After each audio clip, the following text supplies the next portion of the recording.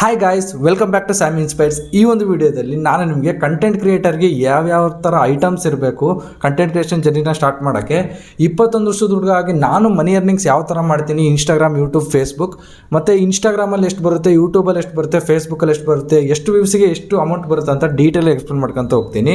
So ಬನ್ನಿ video start ಮಾಡೋಣ. Here we go.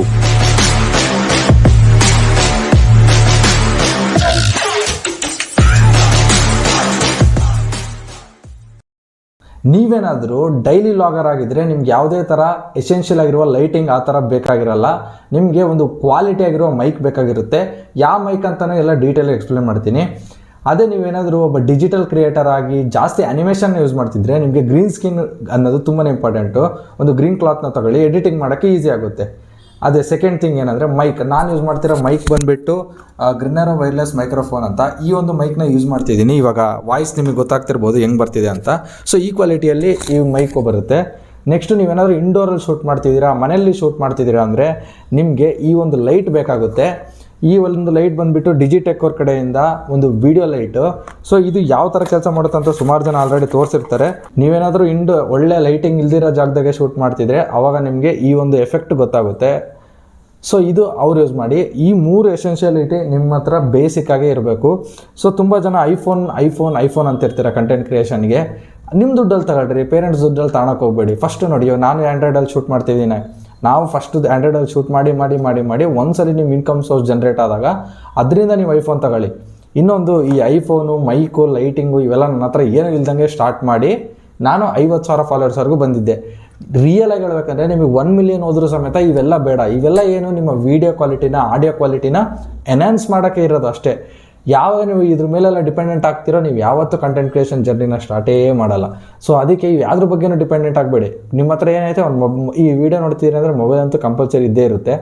So ಇರೋ ಮೊಬೈಲಲ್ಲಿ ನಿಮ್ಗೇನು ಇಷ್ಟ ಅಂತ ನೋಟಿಸ್ ಮಾಡಿ, ನೀವು ಅದನ್ನು ಯಾವ ಥರ ನಾನು ಹೇಳಿದ್ರೆ ಅದರಿಂದ ಮಾನಿಟೈಸ್ ಮಾಡಿ ದುಡ್ಡು ಬರ್ಬೋದು ಅಂತ ಒಂದು ಕ್ಯಾಲ್ಕುಲೇಟ್ ಮಾಡಿ ಆ ಒಂದು ಕಂಟೆಂಟನ್ನ ಕ್ರಿಯೇಟ್ ಮಾಡ್ಕೊತ ಹೋಗಿ. ನಂದು ಒಂದು ಚಾನಲ್ ಇದೆ, ಸಕ್ಸಸ್ ಸರ್ಕಲ್ ಅಂತ. ಅದರಲ್ಲಿ ಡೇ 1 to day 30 ಅಂತ ನಾನು ಕಂಟೆಂಟ್ ಕ್ರಿಯೇಷನ್ ಸೀರೀಸ್ನ ಸ್ಟಾರ್ಟ್ ಮಾಡಿದ್ದೆ.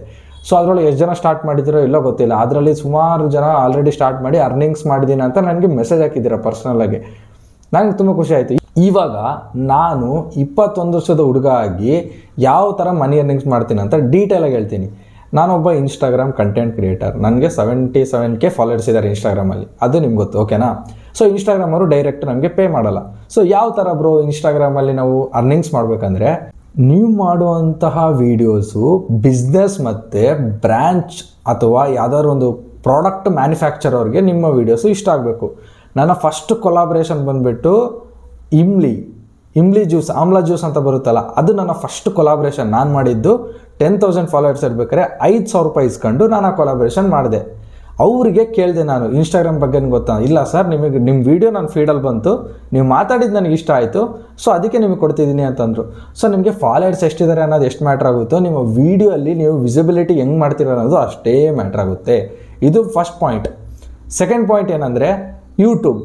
ಈಗ ಯೂಟ್ಯೂಬಲ್ಲಿ ನನ್ನ ಚಾನಲ್ ಮಾನಿಟೈಸ್ ಆಗೈತೆ. ಪ್ರತಿಯೊಂದು ವೀಡಿಯೋಸ್ಗೂ ನನಗೆ ಅರ್ನಿಂಗ್ಸ್ ಬರುತ್ತೆ. ಆವ್ರೇಜ್ ಇಂಡಿಯನ್ ಯೂಟ್ಯೂಬ್ ಚಾನಲ್ಗೆ ಎಷ್ಟು ವ್ಯೂಸಿಗೆ ಎಷ್ಟು ಅಮೌಂಟ್ ಬರುತ್ತೆ ಅಂದರೆ 1000 ವ್ಯೂಸಿಗೆ 35 to 50 ರೂಪೀಸ್ ಬರುತ್ತೆ. ಅದೇ 10,000 ವ್ಯೂಸಿಗೆ 350 to 500 ಬರುತ್ತೆ. ಅದೇ 1 lakh ವ್ಯೂಸಿಗೆ 3,500 to 5,000 ಬರುತ್ತೆ. ಸೊ ಇಮ್ಯಾಜಿನೇಷನ್ ಮಾಡ್ಕೊಳ್ರಿ, ನೀವು ಡೈಲಿ ಯಾವ್ದಾದ್ರು ಒಂದು ವೀಡಿಯೋ ಹಾಕ್ತೀರಾ, 100K ವ್ಯೂಸ್ ಬರೋಕ್ಕೆ ನಿಮ್ಮ ಎಬಿಲಿಟಿ ಬಂತಂದರೆ ನೀವು ನಾರ್ಮಲ್ ಈ ಜಾಬ್ನ ಬೀಟ್ ಮಾಡ್ಬೋದು. ಸೊ ಅದನ್ನು ನೀವು ಇನ್ನೂ ಎಕ್ಸ್ಟೆಂಡ್ ಮಾಡಿ 200K, 300K, 400K ಇದೆಲ್ಲ ಯಾವಾಗ ಬರುತ್ತೆ ಅಂದರೆ, ನೀವು ಒಂದು 100-150 ವೀಡಿಯೋ ಬರೀ 10 ವ್ಯೂಸಲ್ಲಿ ಕಳೆದಾಗ ವೀಡಿಯೋನ ಇಂಪ್ರೂವ್ ಮಾಡ್ಕೊಂಡು ಹೋಗ್ತಾ ನಿಮಗೆ ಗೊತ್ತಾಗುತ್ತೆ ಏನು ಇಂಪ್ರೂವ್ ಮಾಡ್ಕೊಬೇಕು, ಏನು ಇಂಪ್ರೂವ್ ಮಾಡ್ಕೊಬಾರ್ದು ಅಂತ. ಅದೆಲ್ಲ ಇಂಪ್ರೂವ್ ಮಾಡ್ಕೊಂಡ್ಮೇಲೆ ನಿಮಗೊಂದು ಗ್ರಿಪ್ ಸಿಗುತ್ತೆ ಒಂದು ವೀಡಿಯೋ ಮೇಲೆ. ನಾನು ಯಾವ ರೀತಿ ವೀಡಿಯೋ ಮಾಡಿದ್ರೆ ಜನಕ್ಕೆ ಇಷ್ಟ ಆಗುತ್ತೆ ಅಂತ. ಆ ಗ್ರಿಪ್ನ ಕಂಟ್ರೋಲ್ ಮಾಡ್ಕೊಂಡು ನೀವು ವೀಡಿಯೋಸ್ ಮಾಡ್ಕೊತ ಹೋಗಬೇಕು. ತುಂಬ ಜನ ಹೇಳ್ತಾರೆ ಕನ್ಸಿಸ್ಟೆನ್ಸಿ ಮೇಂಟೈನ್ ಮಾಡೋದು ಇಂಪಾಸಿಬಲ್. ನೀವು ಏನಾದರೂ ವೀಡಿಯೋ ಹಾಕ್ತಿದ್ದೀರಾ, ನಿಮಗೆ ರಿಸಲ್ಟ್ ಸಿಗ್ತಿಲ್ಲ ಅಂದರೆ 100% ನೀವು ಕನ್ಸಿಸ್ಟೆನ್ಸಿ ಮೇಂಟೈನ್ ಮಾಡೋಕ್ಕೆ ಇಷ್ಟಪಡಲ್ಲ. ಇವಾಗ ನಾನೇ ಒಂದು 100 ವೀಡಿಯೋ ಹಾಕ್ತೀನಿ, ನನಗೆ ಏನು ವ್ಯೂಸ್ ಬರ್ತಿಲ್ಲ, ದುಡ್ಡು ಬರ್ತಿಲ್ಲ ಅಂದರೆ ನಾನು ಮಾಡೋದೇ ಇಲ್ಲ. ಯಾಕಂದರೆ ಅವಾಗ ನಾನು ಏನು ರಿಯಲೈಸ್ ಮಾಡ್ಕೊಬೇಕಂದ್ರೆ, ಓಹೋ ನಾನು ಮಾಡ್ತಿರೋದೇನೋ ಮಿಸ್ಟೇಕ್ ಐತೆ, ವ್ಯೂಸ್ ಬರ್ತಿಲ್ಲ ಅಂದರೆ ನಾನು ಏನೋ ಬೇರೆ ಥರ ವೀಡಿಯೋಸ್ ಮಾಡ್ಬೇಕಂತ ನಿಮ್ಮ ಮೈಂಡಲ್ಲಿ ಬಂದುಬಿಡ್ಬೇಕು. ಸುಮ್ಮನೆ ಕನ್ಸಿಸ್ಟೆನ್ಸಿ ಅಂತ ಹೇಳಿ ಎಲ್ಲರೂ ಹೇಳ್ತಾರಂತ ಅದೇ ವೀಡಿಯೋನ ಕಂಟಿನ್ಯೂ ಮಾಡ್ಕೊಂಡು ಹಾಕ್ಕಂತ ಹೋಗ್ತಾ ಇರಬಾರ್ದು. ಅದೊಂದು ಪಾಯಿಂಟ್. ನೆಕ್ಸ್ಟ್ ಇನ್ಸ್ಟಾಗ್ರಾಮ್ ಆಯಿತು, ಯೂಟ್ಯೂಬ್ ಆಯಿತು. ಫೇಸ್ಬುಕ್ ಎಂಥ ಒಂದು ಅಪ್ಲಿಕೇಶನ್ ಅಂದರೆ ನಿಮಗೆ ವ್ಯೂಸಿಗೆ ದುಡ್ಡು ಕೊಡ್ತಾರೆ. ಒಂದು 2000 ಫಾಲೋವರ್ಸ್ ನಿಮ್ಗೆ ಆದ ತಕ್ಷಣ ಒಂದು ಮೆಸೇಜ್ ಹಾಕ್ತಾರೆ, ಮಾನಿಟೈಸ್ ಆಗಿದೆ ನಿಮ್ಮದು, ನಿಮ್ಮ ವೀಡಿಯೋ ರೀಲ್ಸ್ಗೆ ನಿಮ್ಗೆ ಅರ್ನಿಂಗ್ಸ್ ಬರುತ್ತೆ ಅಂತ. 1 ಮಿಲಿಯನ್ ಫೇಸ್ಬುಕ್ ವ್ಯಾಲಿಡ್ ವ್ಯೂಸಿಗೆ 1 ಮಿಲಿಯನ್ಗೆ ಅರೌಂಡ್ ನಿಮಗೆ $8 to $10 ಬರುತ್ತೆ. ಅಂದರೆ $900 ಬರುತ್ತೆ, ಹತ್ತತ್ರ $1000 ಬರುತ್ತೆ.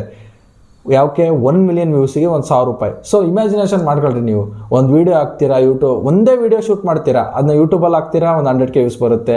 ಫೇಸ್ಬುಕ್ ಹಾಕ್ತೀರಾ, 1 ಮಿಲಿಯನ್ ಬರುತ್ತೆ. ಎಲ್ಲ ವೀಡಿಯೋ ಬರಲ್ಲ, ಬಟ್ ಹೇಳ್ತಿರೋದು 1 ಮಿಲಿಯನ್ ಬರುತ್ತೆ. ಅದೇ ನೀವು ಯೂಟ್ಯೂಬಲ್ಲಿ ಹಾಕ್ತೀರಾ 1 ಮಿಲಿಯನ್ ಬಂತಂದರೆ ನಿಮ್ಗೆ ಆಲ್ಮೋಸ್ಟ್ 7,000 ನೀವು ಕುಂತ ಹತ್ರನೇ ಮಾಡ್ಬೋದು. ನಿಮಗೆ ಮೇನ್ಲಿ ವ್ಯೂಸ್ ಜನ್ರೇಟ್ ಆಗಬೇಕು.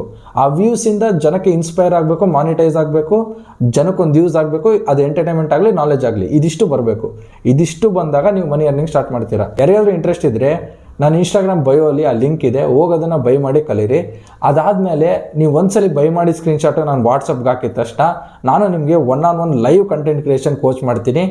30 ಟೈಪ್ಸ್ ಆಫ್ ಲರ್ನಿಂಗ್ಸ್ನ ಕಳಿಸ್ಕೊಡ್ತೀನಿ. ಕಂಟೆಂಟ್ ಕ್ರಿಯೇಷನ್ ಯಾವ ಥರ ಮಾಡಬೇಕಂತ ಈ 30 ಸ್ಟೆಪ್ಸ್ ನೀವೇನಾದ್ರು ಕಲಿತ್ರೆ ನೀವು ವಿತಿನ್ ಎ ಮಂತಲ್ಲಿ ಆರಾಮಾಗಿ ನನ್ನಂಗೆ 50,000 ಫಾಲೋವರ್ಸ್ ಮಾಡ್ಬೋದು. ಏನು ರಾಕೆಟ್ ಸೈನ್ಸ್ ಇಲ್ಲ, ಈಸಿ. ಬಟ್ ನೀವು ಅದನ್ನ ಅರ್ಥ ಮಾಡ್ಕೊಬೇಕು, ನಾಲೆಜ್ನ ಬೆಳೆಸ್ಕೊಬೇಕು. ಇವಾಗ ನಿಮ್ಮ ಹತ್ರ ಏನೋ ನಾಲೆಜ್ ಇಲ್ಲ ಅಂದರೆ ಅದನ್ನು ನಾನು ಹೆಂಗೆ ತಗೋಣ ಅಂತ ಯೋಚನೆ ಮಾಡಬೇಕು.